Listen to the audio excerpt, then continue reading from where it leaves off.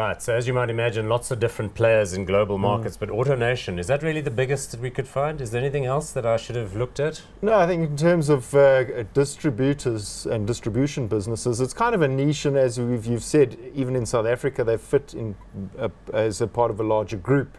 So I guess as a standalone, this is one of the largest. Yeah, okay, in any event, it's the largest in the US, probably some privately held entities which probably have a few more stores, but anyway, this one has a market cap of $4.9 billion, price earnings ratio of 12, no dividend yield that shows up there.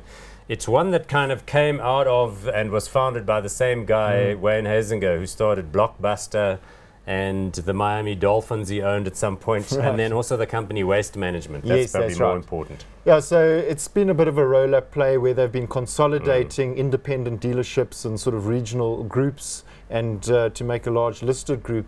And what we've seen is the new vehicle sales in the US, and that's their principal market, have been quite flat, and actually the AutoNation volumes have been declining slightly for quite a few years, hence that sort of very average rating that the stock is getting. So why is it flat? Because if you think about America, there was this very significant downturn in 2008, 2009, and then they worried about like millennials staying at home in the basement and using Uber.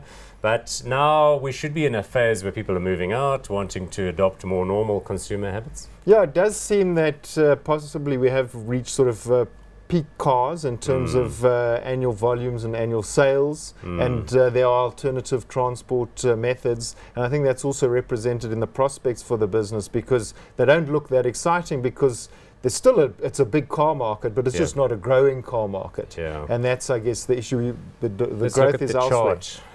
You know, you might also argue companies like Tesla want to do more direct selling. You do see quite a lot of direct selling, and obviously people like Amazon and eBay and so on are quite significant players in the car resale market.